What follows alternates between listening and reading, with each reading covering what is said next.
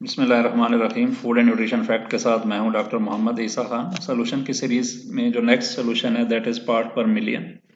So part per million is a unit typically used to express the concentration of a substance in a solution or mixture. The ppm value is calculated by dividing the mass or volume of substance by the total mass or volume of solution and then multiplying the result by 1 million.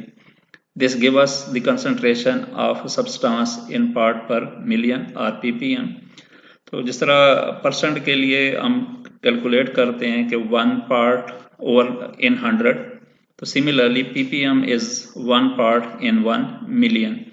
तो again या जो मज़ीद simplified form है कि 1 ppm is 1 milligram पर litre और 1 milligram पर KG.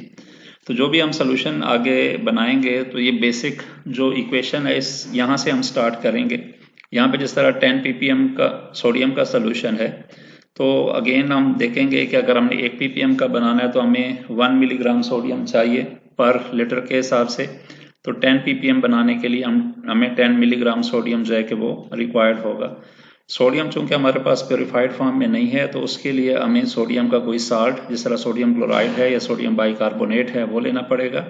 आसानी के लिए यहाँ पे हम सोडियम क्लोराइड को यूज़ कर रहे हैं कि सोडियम क्लोराइड का मॉलिक्यूलर वेट जो है वो 58.5 है और इस 58.5 में 23 जो है कि दैट इज सोडियम का एटॉमिक वेट। तो उसी चीज़ को अगर हम मिलीग्राम में देखें कि 23 मिलीग्राम सोडियम हमें मिलता है 58.5 मिलीग्राम सोडियम से। सो 10 मिलीग्राम सोडियम हमें कितने सोडियम क्लोराइड में से मिलेगा, तो उसके लिए जब हम कैलकुलेट करते हैं तो ये हमारे पास आता है 25.43 मिलीग्राम और 0.25 ग्राम ऑफ सोडियम क्लोराइड। तो जब हम 0.25 ग्राम सोडियम क्लोराइड को 1 लीटर में डिसॉल्व करेंगे तो जो रिजल्टेंट सोल्यूशन होगा वो हमारे पास 10 ppm सोडियम का सोल्यूशन बनेगा। सिमिलरली अगर हमने 100 ppm आयरन का सोल्यूशन बनाना है तो हमें 100 मिलीग्राम आयरन चाहिए 1 लीटर में। उसके लिए हम जो फेरस अमोनियम सल्फेट सॉल्ट है उसको यूज़ कर रहे हैं, जिसका मॉलिक्यूलर वेट जो है कि वो 392 है और उसमें जो फेरस है या फेरिक है आयरन जो है that is 56। So 56 milligram iron हमें मिलता है 392 मिलीग्राम फेरस अमोनियम सल्फेट से। सो 10 मिलीग्राम के लिए हमें कितना फेरस अमोनियम सल्फेट चाहिए होगा, सो दैट इज 700 mg, या अगेन mg को जब हम ग्राम में कन्वर्ट करते हैं तो 1000 से डिवाइड करते हैं तो यहाँ पे हमारे पास 0.7 ग्राम बन जाता है। सो 0.7 ग्राम फेरस अमोनियम सल्फेट को अगर हम 1 लीटर सोल्यूशन बनाएं तो वो जो सोल्यूशन हमारे पास आयरन के पॉइंट ऑफ व्यू से होगा that would be 100 ppm iron solution. तो जो नेक्स्ट है कि आपके पास ऑलरेडी एक हायर कंसंट्रेशन का साल्ट अवेलेबल है, सोल्यूशन अवेलेबल है, और उससे आप लोअर कंसंट्रेशन का सोल्यूशन बनाना चाहते हैं। यहाँ पे थोड़ी सी कैलकुलेशन को मैंने चेंज किया है कि आपने 50 ppm पोटाशियम का सोल्यूशन बनाना है और आपके पास जो ऑलरेडी सोल्यूशन अवेलेबल है वो 0.1% पोटाशियम क्लोराइड का सोल्यूशन है। तो पहले तो आपने ये देखना होगा कि ये जो 0.1% पोटाशियम क्लोराइड का सोल्यूशन है, पहले इसको हम ppm में कन्वर्ट करेंगे कि ये देखेंगे ये हमारे पास कितने ppm का सोल्यूशन बनेगा और फिर उससे हम फर्दर 50 ppm का सोल्यूशन बनाएंगे।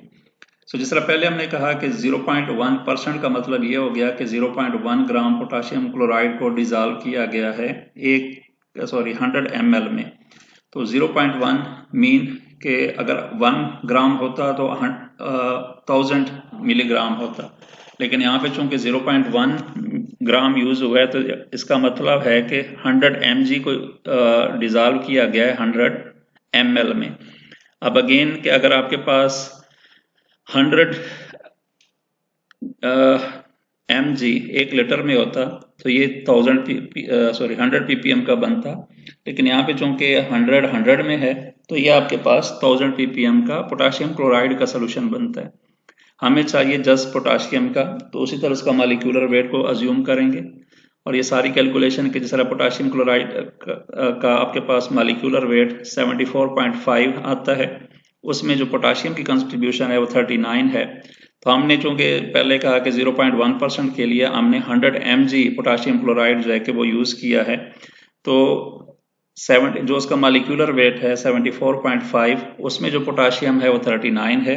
हमने 100 मिलीग्राम पोटाशियम क्लोराइड यूज किया, तो उसमें पोटाशियम कितना है, तो ये जब हम कैलकुलेशन करते हैं तो इससे पता चलता है कि 0.1% पोटाशियम क्लोराइड में जो पोटाशियम है वो 52 मिलीग्राम है। यानी टोटल हमने 100 मिलीग्राम पोटाशियम क्लोराइड यूज किया, लेकिन उसमें जो पोटाशियम की क्वांटिटी है वो 52 मिलीग्राम है।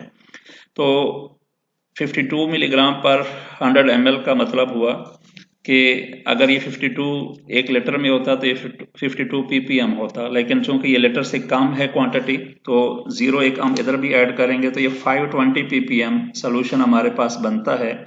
जो 0.1% पोटाशियम क्लोराइड अगर आप सोल्यूशन लेते हैं, so that is equal to 520 ppm potassium solution. तो अब हमने बनाना था 50 ppm इसमें से 500 ml। उसके लिए फिर हम वही दोबारा जो इक्वेशन है C1V1 उसको यूज करेंगे कि अवेलेबल कंसंट्रेशन हमारे पास 520 है, रिक्वायर्ड हमारे पास 50 है, और जो वॉल्यूम है वो हमने 500 ml बनाना है। तो ये जब हम सारा कैलकुलेट करते हैं तो उस कैलकुलेशन के हिसाब से हमें 48 ml जो है कि वो चाहिए 500 ml सोल्यूशन बनाने के लिए 50 ppm पोटाशियम का। तो चूंकि हमारे पास जो सोल्यूशन अवेलेबल है वो 0.1% पोटाशियम क्लोराइड है, तो हमने उसी में से ही लेना है। तो यहाँ पे आपने उस सोल्यूशन में से 48 ml लेके उसका 500 ml जब आप वॉल्यूम करेंगे तो वो जो सोल्यूशन आपके पास आएगा वो आपके पास 50 ppm पोटाशियम का सोल्यूशन बनेगा। ठीक है, ये कैलकुलेशन इस केस में स्पेशली जो ppm के केस में थोड़ी सी कम्प्लेक्स हो जाती हैं, लेकिन आगे जहाँ पे भी हम ppm की कैलकुलेशन करेंगे या मेजरमेंट्स करेंगे तो दोबारा से हम इन कैलकुलेशन को रिपीट करेंगे या दोबारा से ऐड करेंगे ताकि आपको समझने में आसानी हो। So thanks for watching food and nutrition fact. Request होगी कि आप चैनल को लाइक, सब्सक्राइब और फॉलो करें ताकि हमारी फ्यूचर वीडियोस जो है आपको मिलती रहें। Thank you very much.